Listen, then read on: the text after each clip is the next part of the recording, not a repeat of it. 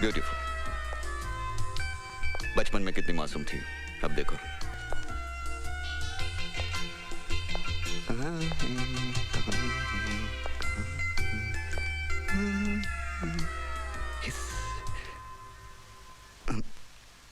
कहीं बाहर जा रही हैं आप? नहीं, नहाने के बाद। वो मैं कल जा रहा हूँ, मेरा यहाँ का काम खत्म हुआ तो आपकी नेगेटिव्स थी फोटोज की, मैंने कहा लौटा दूँ। किरण बेटी, इस मिलिट्री वाले को कम मत समझना, ये एड़ा बन के पेड़ा खाने वालों में से है। देख तो कैसा सूट बूट में सज के आया है, लेकिन मुझे तो दाढ़ी के साथ ही हीरो लगता है, बिना दाढ़ी के तो जल्लाद लगता है। लगता है पुलिस वाली पे लट्टू हो गया है। नेगेटिव्स देने का तो सिर्फ एक बहाना है। आप कुछ सोच रहे हैं क्या? नहीं, सोचना क्या है, मिलिट्री वाले सोचते बहुत कम है, करते बहुत ज्यादा है। लगता है आज इरादा करके ही आया है। अगर ये सचमुच मुझसे प्यार करता होगा तो इसे साबुन देने के बहाने बाथरूम में बुलाऊंगी। अगर ये आया तो समझो फिसला, और यस, नहीं तो नो। नहीं, नो मतलब मैंने कुछ मांगा ही नहीं अभी तक। नो किस लिए? No no no no no yes, इसलिए कि मैं आपको ऐसे नेगेटिव देके जाने नहीं दूंगी। आप 10 मिनट बैठिए, मैं अभी नहा के आती हूँ। कहीं जाना नहीं। हाँ, टेक योर ओन टाइम।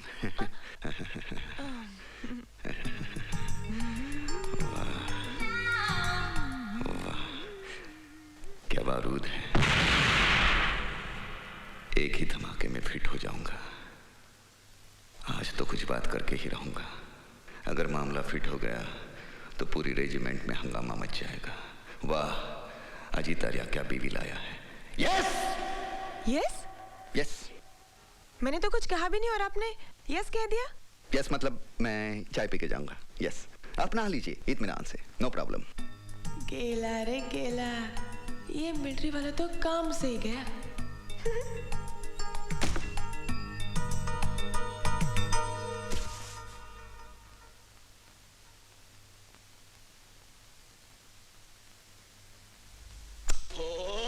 ठंडे ठंडे पानी से नहाना चाहिए, हो ठंडे ठंडे पानी से।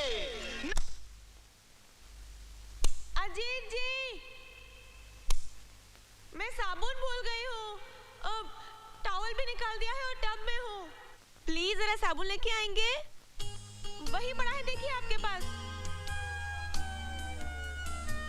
अजीत बेटे, आज ये पुलिस वाली तेरी रिमांड लेकर ही रहेगी।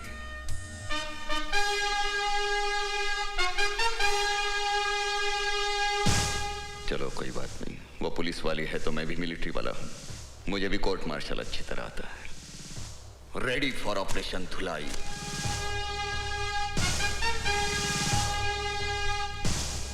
धुलाई में धुलाई, मिलिट्री की धुलाई, मिलिट्री की धुलाई, बेहतरीन धुलाई, मिलिट्री की धुलाई सबसे सफेद।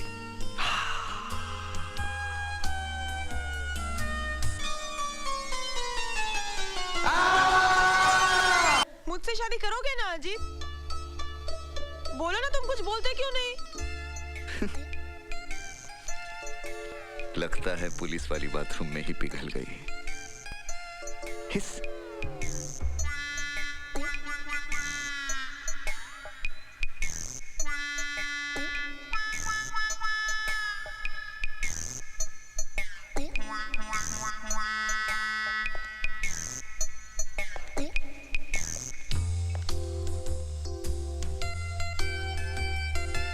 हम दोनों की जोड़ी कितनी अच्छी लगेगी।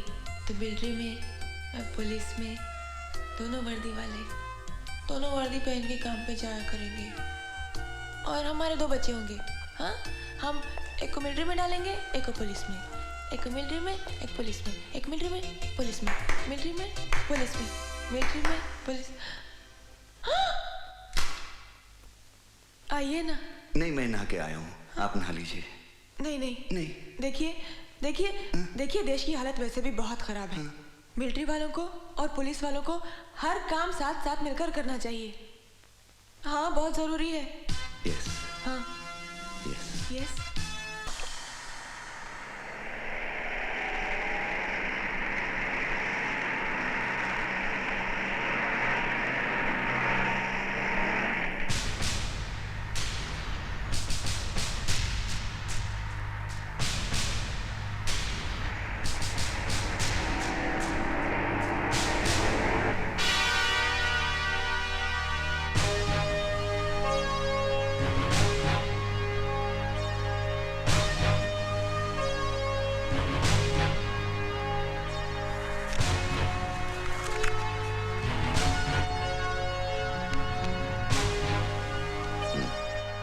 सिगरेट है?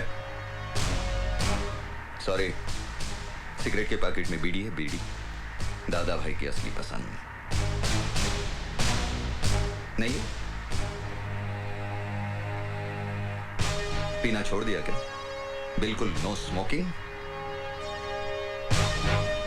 Good for health. नाइस।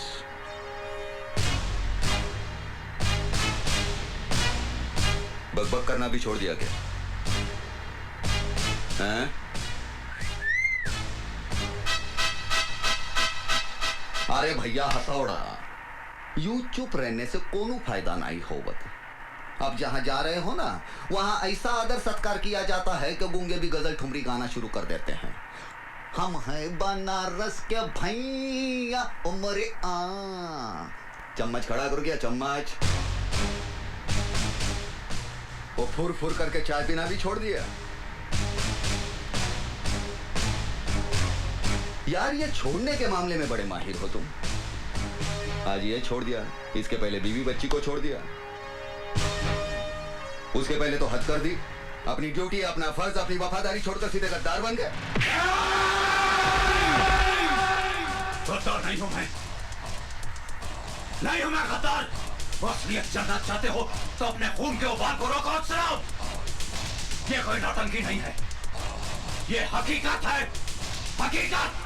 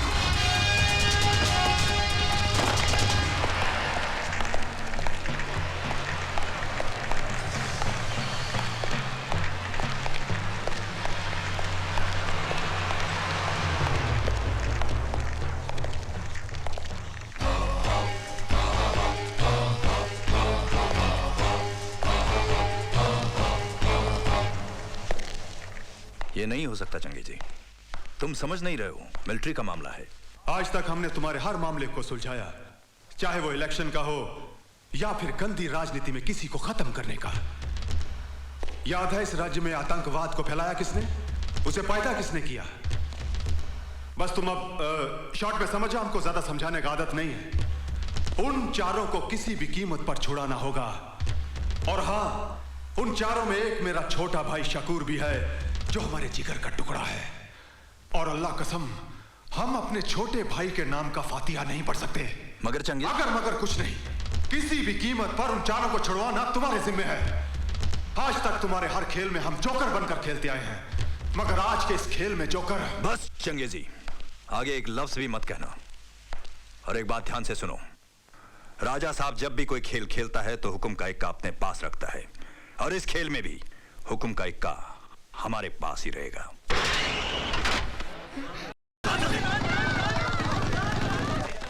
आतंकवादी द्वारा मंत्री की बेटी का अपहरण, आज की ताजा खबर, आज की ताजा खबर। आतंकवादी दिन दहाड़े मंत्री की बेटी को उठाकर ले गए, आज की ताजा खबर, आज की ताजा खबर। केंद्रीय मंत्री वीरभद्र सिंह उर्फ राजा साहब की बेटी भारती को आज उग्रवादियों ने कॉलेज के ग्राउंड से ही उठा लिया और बदले में उन 4 खूंखार आतंकवादियों को रिहा करने की मांग की, जिन्हें हमारे भारतीय जवानों ने जान की बाजी लगाकर गिरफ्तार किया था। इस मामले ने अब गंभीर मोड़ ले लिया है। इसका फैसला करने के लिए कार्यवाही कमेटी की मीटिंग कल दिल्ली में होगी। वीरभद्र सिंह जी, आप कैबिनेट कक्षा के सीनियर मंत्री हैं और आपके पीछे एक बहुत बड़े देशभक्त फैमिली का नाम भी जुड़ा है। माफ कीजिए मगन भाई, ये देशभक्ति, समाज सेवा, कानून, ये सारे अल्फाज किताबों में बंद ही अच्छे लगते हैं। अब आप ही मुझे बताइए, आप और आप जैसे चंद सीनियर पॉलिटिशियंस को छोड़कर आज के पॉलिटिकल फील्ड में कोई भी ऐसा आदमी है जो इन चीज़ों पर विश्वास करता है और इन पर अमल करता है? Let's be practical. आज राजनीति एक धंधा बन गया है, धंधा। इसका मतलब उस मिशन में हुई हमारे फौजियों की कुर्बानी बेकार जाएगी? देखिए, फौजियों के साथ मेरी बेटी को कंपेयर मत कीजिए।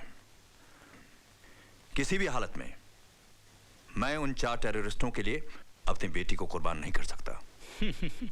क्या जमाना आ गया है, लगता है महात्मा जी की बात सच होगी। मगन भाई, ऐसी कुर्बानी देने वाले नेताओं की आजकल सिर्फ मूर्तियां बनती हैं, जिनकी साल में एक बार सफाई की जाती है और मालाएं चढ़ाई जाती है, और बाकी के तमाम दिन परिंदे उनका आदर सत्कार करते रहते हैं। एक बात और मैं आप सबको बता दूं, आज मैं आप लोगों का भाषण सुनने नहीं आया हूं, मुझे फैसला चाहिए, वो भी मेरे फेवर में। ये तो सरासर ब्लैकमेलिंग है। ऐसा ही समझो। हर हालत में मुझे मेरी बेटी जिंदा चाहिए। अगर उसे कुछ हो गया तो आपकी ये मिलीजुली सरकार उड़ी समझो। 30 MP हैं मेरे पास, जिनके बलबूते पर आपकी ये सरकार चल रही है। इसे धमकी नहीं, मेरा फैसला समझना। और सब जानते हैं कि वीरभद्र सिंह जो फैसला सुनाता है तो कभी नहीं बदलता। सर, क्या फैसला हुआ आज की मीटिंग में? अभी तक कोई फैसला नहीं हुआ है, मगर मैंने अपना फैसला सुना दिया है। एक बेटी तो क्या, अगर मेरी 10 बेटियां भी होती तो मैं उन सबको अपने देश के लिए कुर्बान कर देता। इन आतंकवादियों को इस मुल्क से हमेशा के लिए खत्म करने की कसम खाई है मैंने। और ऐसे मौके पर अगर हम जैसे लीडर झुक जाएं तो इस देश की जनता का क्या होगा, इस देश का क्या होगा? सर एक मिनट, सर रुकिए तो। सर फिर कमेटी का फैसला क्या होगा? अब फिलहाल उसके बारे में मैं कुछ नहीं कह सकता। हाईकमान का जो भी फैसला होगा वही हमें मंजूर होगा। केंद्रीय मंत्री राजा साहब की बेटी के किडनैपिंग केस में आज अचानक नया मोड़ आया, जिससे राजनीतिक गतिविधियां और तेज हो गईं। कार्यवाही कमेटी की मीटिंग में पर्दे के पीछे कौन सा राजनीतिक खेल खेला गया कि राजा साहब के न होने के बावजूद भी हाई कमांड ने ये फैसला किया कि उन 4 खूंखार आतंकवादियों को राजा साहब की बेटी भारती के रिहाई के बदले में छोड़ दिया जाएगा। इस मामले में हमारे दिल्ली के संवाददाता की एक रिपोर्ट। मनोज, क्या तुम बता सकते हो कि 4 दीवारी के पीछे खेले गए इस खेल का असली हीरो कौन हो सकता है? राजनीति में कुछ भी हो सकता है, मगर यहाँ दिल्ली में ऐसी अटकलें लगाई जा रही है कि गवर्नमेंट गिराने की धमकी देकर राजा साहब कोई खतरनाक खेल खेल रहे हैं। मगर इन सारी बातों पर अब तो पर्दा पड़ा ही रहेगा, क्योंकि आज रात को ही उन 4 आतंकवादियों को छोड़ दिया जाएगा और भारती अपने घर वापस लौटेगी और उसकी इस वापसी का राज हमेशा राज ही रहेगा। मनोज बाजपेयी, नई दिल्ली, आज तक।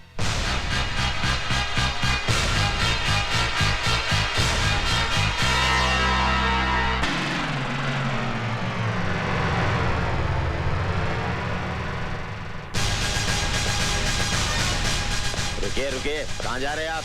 मंत्री अंदर है, मैं उनके घर गया था तो पता चला कि वो यहाँ पर है। साहब की जब तबीयत खराब होती है तब वो इस फार्म हाउस में आराम करने आते हैं, उनसे यहाँ कोई नहीं मिल सकता। कोई मिले या ना मिले, आज मैं तुम्हारे साहब से मिलकर ही जाऊंगा। आप किसी भी कीमत पर अंदर नहीं जा सकते।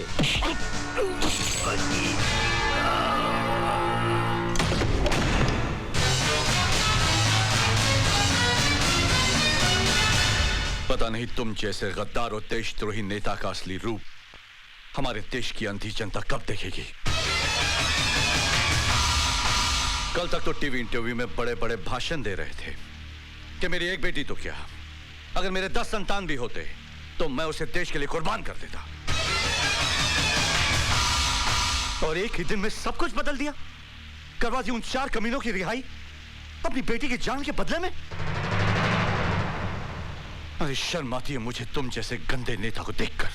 मेजर, तुम अपने हद से आगे बढ़ते जा रहे हो। जब एक फौजी की खोपड़ी गर्म हो जाती है तो अपनी हद ही क्या, दुश्मन की सरहद भी पार कर जाता है। जानते हो उन कमीनों ने कितने हिंदुस्तानियों का खात्मा किया, कितनी औरतों का सुहाग उजाड़ा, कितने मासूम बच्चों को यतीम किया। उन्हें पकड़ने के लिए हमारे कितने जाबाज जवान शहीद हुए, और तुमने एक लड़की तुम्हारी बेटी की खातिर उन 4 आतंकवादियों को छुड़वा दिया। राजा साहब, सरकारी कुर्सी बाप की मोहब्बत निभाने के लिए नहीं, देश की रक्षा के लिए दी जाती है। सच कह रहे हैं आप, बिल्कुल सच। भारती, तुम? हाँ मैं। आज मैं भी अपने बाप का असली रूप देखने यहाँ चली आई हूँ, और पता चला कि बीमारी के बहाने आप यहाँ कौन सा आराम फरमा रहे हैं। भारती, तुम भी इन वर्दी वालों की बातों में आ गई। आप इस देश की जनता की आंखों में धूल झोंक कर उन पर राज कर सकते हैं पापा, मगर अब अपनी बेटी की आंखों में धूल झोंक कर उसके दिल पर बाप बनकर राज नहीं कर सकते। मुझे शर्म आती है आपको बाप कहते हुए भी। जिसके बाप ने आजादी की जंग में अंग्रेजों की गोलियां अपने सीने पर खाकर इस देश को आजादी दिलवाई थी, और आज उसी का बेटा आतंकवादियों से गले मिलकर अपने ही देश को लूट रहा है। भारती, बंद करो ये बकवास। ये बकवास नहीं, हकीकत है। आज मुझे ये भी मालूम हो गया है कि उन 4 को छुड़वाने के लिए आप ही ने मेरे अपहरण का नाटक रचा था, और फिर बाद में आप ही ने सरकार को गिराने की धमकी देकर सरकार को दबाव में लाकर उन 4 को छुड़वा दिया। देश का प्रधानमंत्री बनने की लालच ने आपको इतना गिरा दिया है कि आपने अपनी खुद की बेटी का भी इस गंदी राजनीति में इस्तेमाल किया। बस करो बेटी। मत कहिए मुझे बेटी। आज से मैंने वो सारे रिश्ते तोड़ दिए हैं जो हमारे बीच थे। अब मैं आपको सारी दुनिया के सामने बेनकाब कर दूंगी और देशवासियों से चिल्ला चिल्ला के कहूंगी कि देखिए इस आदमी की असलियत। जिसे तुम प्रधानमंत्री बनाना चाहते हो वो आदमी कितना कमीना है। अरे जो अपनी बेटी को बेच सकता है वो एक दिन कुर्सी के लिए अपनी माँ को, अपने वतन को भी बेच देगा। बदतमीज।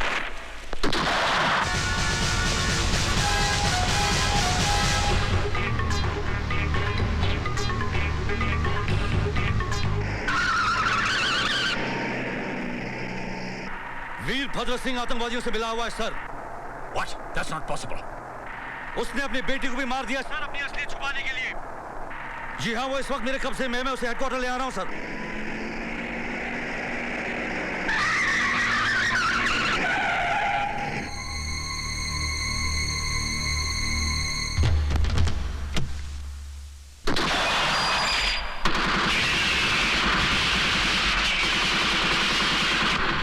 मेजर राठौड़।